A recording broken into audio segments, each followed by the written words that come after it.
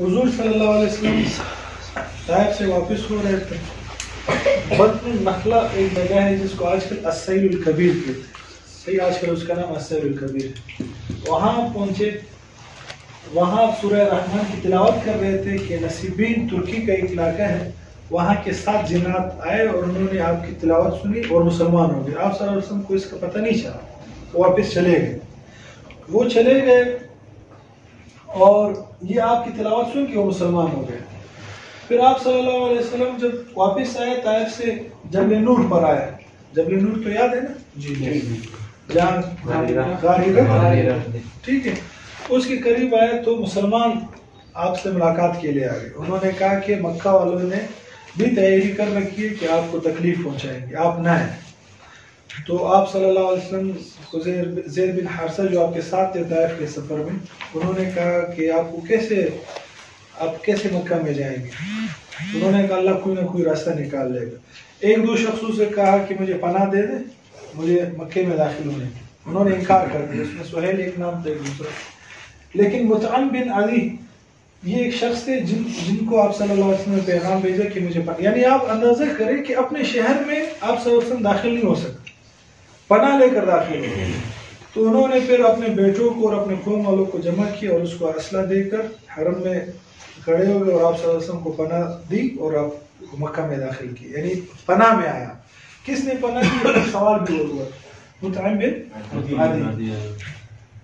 यहाँ तक हो गया। फिर आप सल्लल्लाहु अलैहि वसल्लम जब मक्का में दाखिल हो गए, एक दिन आप सल्लल्लाहु अलैहि वसल्लम ने अब्दुल्लाह इब्न मसऊद रज़ी अल्लाह तआला अन्हु को अपने साथ लिया और मक्का से कुछ बाहर चले गए। वहाँ गए, आप सल्लल्लाहु अलैहि वसल्लम ने एक दायरा खींचा और अब्दुल्लाह इब्न मसऊद से कहा कि यहाँ बैठ जाए, इससे बाहर नहीं निकलना वरना मैं मेरा आपको नजर नहीं आऊंगा। फिर खुद कुछ आगे चले गए। वहाँ अब्दुल्लाह इब्न मसऊद की रिवायत है, वो कहते हैं कि 2000 अफराद आए, वो जिन्नात थे। उन्होंने आप सल्लल्लाहु अलैहि वसल्लम से बात की। उन्होंने कहा आप कौन हो? उन्होंने कहा मैं अल्लाह का रसूल हूँ, मुझे अल्लाह ने भेजा है इंसानों और जिन्नों की हिदायत के लिए। तो उसने कहा कोई सबूत पेश करे। जिन्नात ने मुतालबा किया।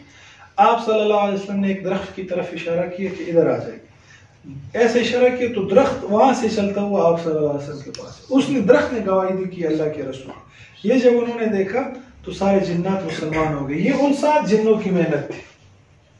वो जो मुसलमान हुए थे गए थे, दोबारा इतने 2000 बंदे अपने साथ लाए, वो मुसलमान हुए। फिर आप सल्लल्लाहु अलैहि वसल्लम को उन्होंने कहा कि अपनी उम्मत से कहे कि गोबर और ये हड्डी वगैरह इस पे आप इस्तिंजा न किया करिए, हमारी खुराक होती। तो इस्तिंजा के आदाब ये है कि इंसान जब इस्तिंजा सुखाता है, आजकल तो टिश्यू आ गए, पहले ज़माने में होता था कि हड्डी वगैरह लोग इस्तेमाल करते थे, कोई कप क्या नाम है, पत्थर वगैरह डीले इस्तेमाल करते थे।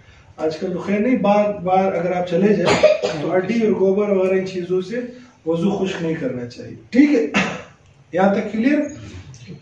अब आगे इंशाल्लाह ये आप लोगों ने लिख लिया, अगर लिखा है तो ठीक, नहीं लिख ले फिर इस पे इसके असबाब पढ़ेंगे कि ताइफ के वाक़े से हमें क्या असबाब मिलते। और किए गए ना ताइफ, वो पैदल गए, मक्का से पैदल वहाँ तक गए। इससे हमें ये एहसास होना चाहिए कि दावत देने के लिए फ़िक्र होनी चाहिए।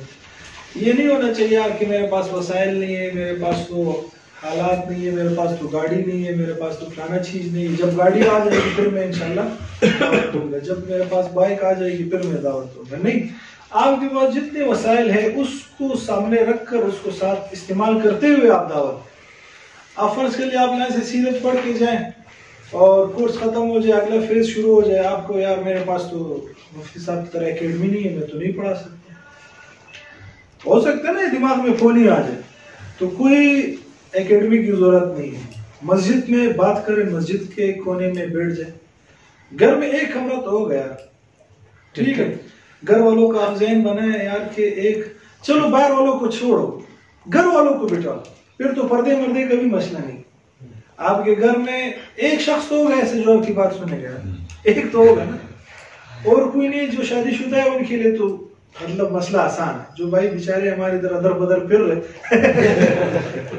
उनके लिए मसला है। तो वो भी अपने कोई भतीजे वगैरह को पकड़ ले, भाई को पकड़ ले, या क्लास में किसी को पकड़ ले। और ये आपने ज़हन में नहीं बैठाना किस तरह की क्लास, व्हाइट बोर्ड और फिर में आप वैसे ही बताए भाई, अपने नोट सामने रख के अपने क्लास फेलो को बोले यार मैं आपको पढ़ा, उसको फिर प्राइवेट सर्कल कहते हैं। उसमें फिर ज्यादा दाखिले नहीं होते, बस आपके मेरा प्राइवेट सर्कल है, 2 बंदे 3 बंदे मैं अपने घर के बीवी बच्चों को पढ़ाऊंगा, उसके अलग से दाखिले होते, वो अनाउंस नहीं किए जाते, लेकिन वो भी सर्कल होता है बाकायदा, उनको भी बुरहान की तरफ से सारे इंतजाम होते। तो ये वसाइल से रोना नहीं है। फिर जब मैं कुछ 6 महीने के बाद हाँ वही फेज आपने सीरत पढ़ाना शुरू किया, मुफ्ती साहब तो खोला एकेडमी न लगा मैं यार ऐसा एकेडमी रहा कि भाई तो ये दाई के लिए कोई मुतासिर नहीं होना चाहिए इन चीजों से कि मेरे पास फलाना नहीं फलाना नहीं। एक सबक ये, दूसरा सबक ये कि आप सल्लल्लाहु अलैहि वसल्लम कितनी तकलीफात पहुंचाई। तो ये ज़हन में रखना है कि ये तैयार माल नहीं मिलेगा आपको कि जन्नत बस आप सोते रहे सुबह उठ जाए तो आप माशाल्लाह जन्नत फिरदौस के हकदार होगी। इतना आसान नहीं है, उसके लिए मेहनत करनी होगी। जैसे दुनिया में हम मेहनत करते हैं बड़ी से बड़ी गाड़ी के लिए, बड़े से बड़े बंगले के लिए, तो आखिरत में भी ऐसे मुफ्त का माल नहीं कि बस ये कर लिया और बड़ी से बड़ी जन्नत मिल गई। नहीं, मेहनत करनी होगी, तकलीफात आएंगी। दीन के रास्ते में तो डबल तकलीफात आएंगी, क्योंकि वो दौर आ गए जिसके बारे में आप सल्लल्लाहु अलैहि वसल्लम ने फरमाया कि ऐसा दौर आएगा दीन पे चलना, एक सुन्नत को जिंदा करना ऐसा मुश्किल होगा जैसे कि अंगारे को आप हाथ में पकड़ रहे, मुट्ठी में पकड़ रहे, इतना मुश्किल होगा। आज वही दौर है। आप जरा सा लोगों को दावत देना शुरू कर दो, आपको एहसास हो जाए कि यार ये क्या हो रहा है, बस मजलिस से हर जगह तुम्हारी दावत, हर जगह तुम्हारा, एहसास हो जाएगा आपको। लोग बिल्कुल जहनी तौर से हमारे सारे नौजवान मुर्तद हैं, इल्ला माशाल्लाह।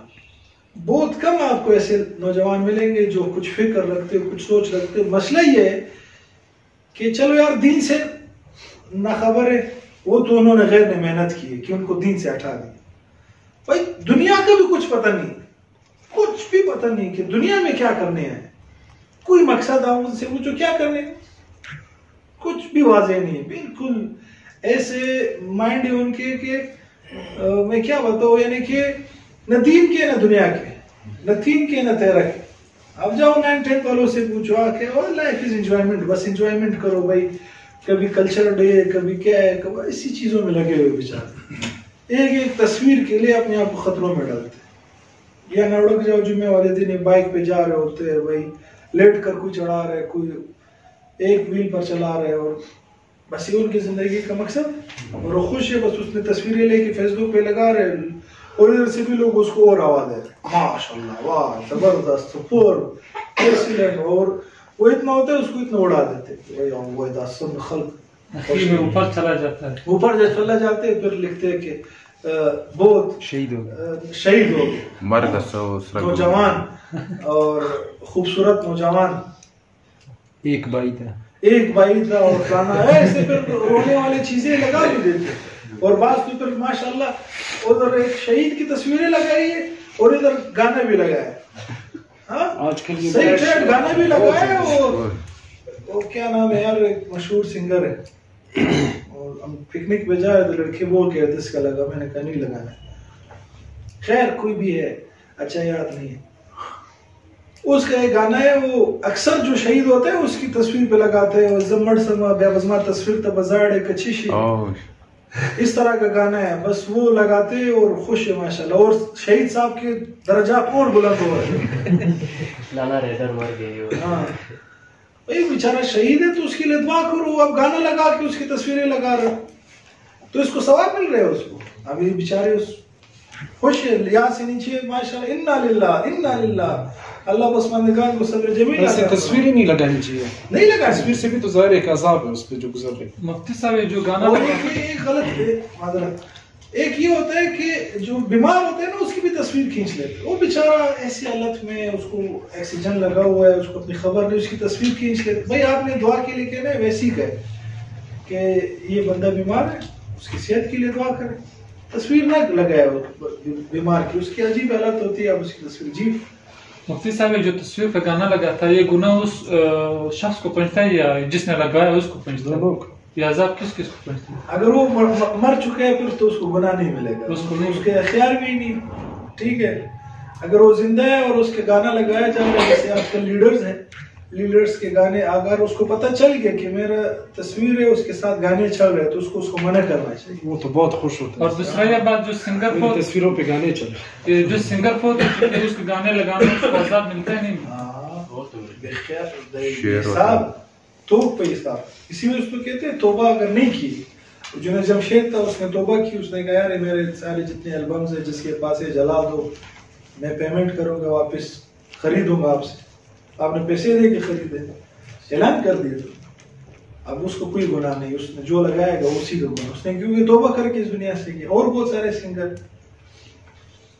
तो ये रोना नहीं रोना है कि भाई घर में फलाना नहीं है फलाना नहीं है, और तकलीफात आएंगी, मैं अभी से बता रहा हूँ। शैतान नहीं छोड़ेगा, घर वाले नहीं छोड़ेंगे, मसले मसाइल आएंगे, आपने डट कर मुकाबला करना। और एक सबक इससे हमें ये मिलता है कि दाई को मायूस नहीं होना चाहिए कि भाई इधर दावत असर नहीं की तो ये नहीं वजह न को नहीं। दूसरी जगह आप सल्लल्लाहु अलैहि वसल्लम ताइफ गए, असर नहीं हुआ, जिन्नात मुसलमान हो, ठीक है, और 10 मुसलमान हो गया। नैनवा का जो गुलाम थी उसने कबूल कर लिया। और इससे एक सबक ये है कि अगर हम दीन की कदर नहीं करेंगे तो अल्लाह को हमारी कोई जरूरत नहीं है। बाद लोग समझते हैं मैं सीरत पढ़ने आ रहा हूँ, मैं एहसान कर रहा हूँ, मुफ्ती साहब पे एहसान कर रहा हूँ, अल्लाह पे एहसान करो, अल्लाह के रसूल पे एहसान करो, या मैं से रोजा लगा लूँ तबलीग वालों पे एहसान करो। कोई एहसान नहीं। अगर हम दीन की कदर नहीं करेंगे कोई और दीन की कदर कर लेगा। अल्लाह हमसे वो दीन छीन कर दूसरे को दे देंगे। अब उन्होंने कदर नहीं की, अल्लाह पाक ने उदास को नसरानी था उस मुसलमानों की। हमारा एक दोस्त से कुछ रहा और कह रहे थे ये कुछ एक इलाके का नाम लिया, वहाँ के लोग गए थे हज पे, तो उन्होंने ये मुआयदा किया था कि भाई हम तो हर बात में गाली देते हैं, गाली हमने नहीं देंगे, अगर किसी ने गाली निकाली तो 200 रियाल जुर्माना है, ठीक है।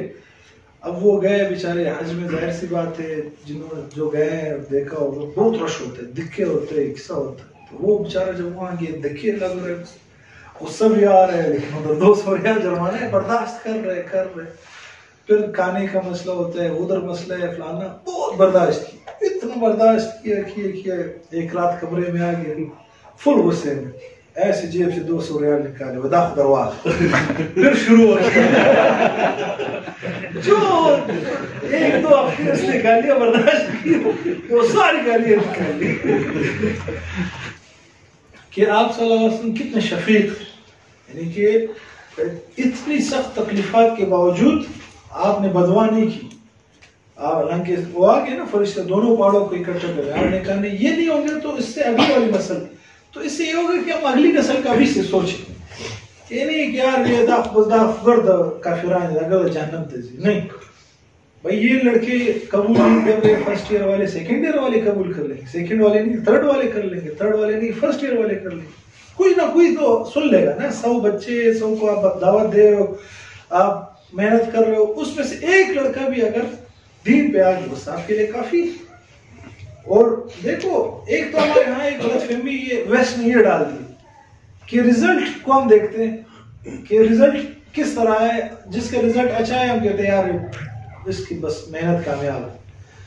अब इस्लाम में रिजल्ट के हम ताबे नहीं, इस्लाम कहते हैं मेहनत करो, बस नतीजा अल्लाह पे छोड़ो। अब ऐसे नबी आएंगे जिनके पास सिर्फ 2 उम्मती होंगे, ऐसे आएंगे जिनके पास 80 उम्मती होंगे, ऐसे आएंगे जिनकी कोई भी उम्मती इस्लाम नहीं लाया होगा, तो क्या वो नाकाम है? नहीं नाकाम है, उन्होंने मेहनत की, अल्लाह ने जो काम दिया तो कर लिया। अब माना ना माना तो उनकी बदबख्ती। तो हम रिजल्ट के पीछे नहीं जाए कि यार मैंने सीरत सर्कल शुरू किया और मैंने इतना मेहनत की, 2 बंदों ने दाखिला लिया, मेरी तो कोई बात ही नहीं सुन यार, 2 लिए पर ठीक है, 2 भी बहुत।